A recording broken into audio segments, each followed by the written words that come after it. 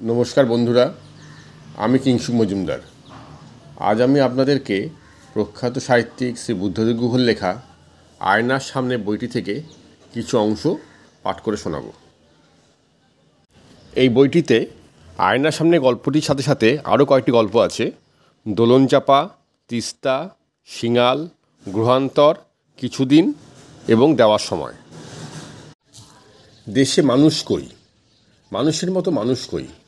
আমরা সকলেই বেশিরভাগই তো মানুষের ছাঁচ মাত্র।